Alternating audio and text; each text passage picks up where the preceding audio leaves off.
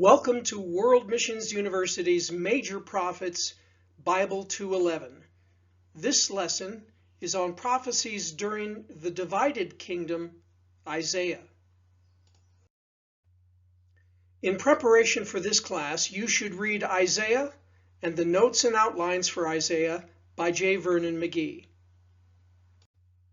By the time you finish with this class, you will describe the meaning of Isaiah's name, the significance of key themes of his prophecy, and his place within the history of Israel. Isaiah lived in Jerusalem and ministered to Judah about the year 740 BCE.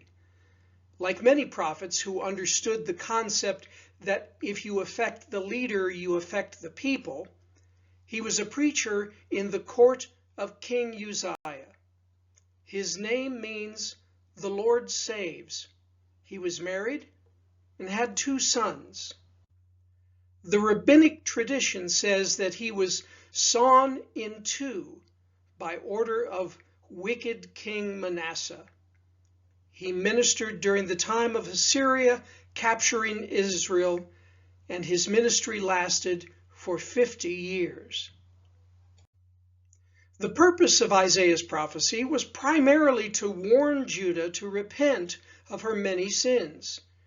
He also was key in revealing the coming of the servant of the Lord. More than any other prophet, he revealed the truth of the person, work, and kingdom of the Messiah. The primary focus of Isaiah's ministry was Judah. However, there is a large section devoted to foreign nations in chapters 13 through 27. Isaiah is the longest of all the prophets, and therefore the outline is most complex. We begin with a large section, section 1, Prophecies of Punishment, chapters 1 through 35.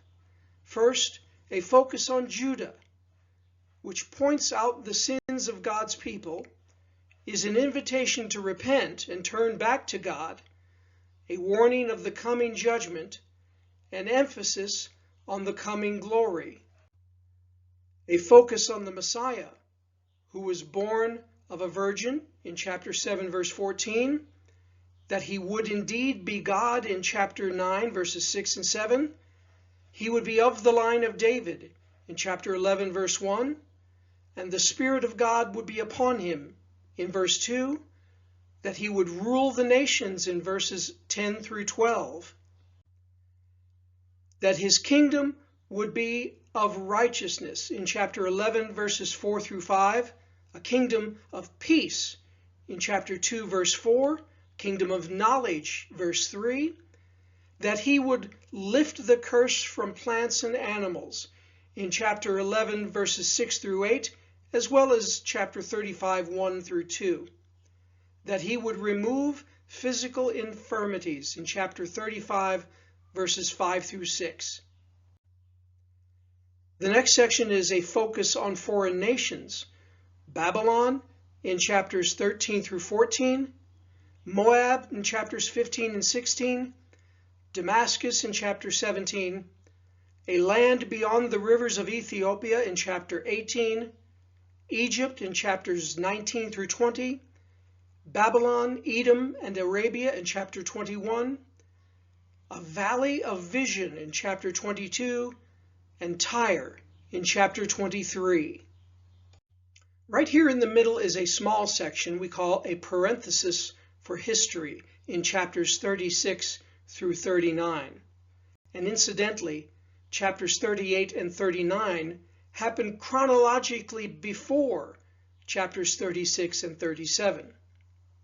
The third section, Prophecies of Peace, in chapters 40 through 66, where he gives comfort to God's people and reveals the servant of the Lord, which refers to the nation of Israel in 41 verse 8, refers to the godly remnant within the nation in 43 verse 10, and refers to Messiah in 52 verse 13 through chapter 53 verse 12.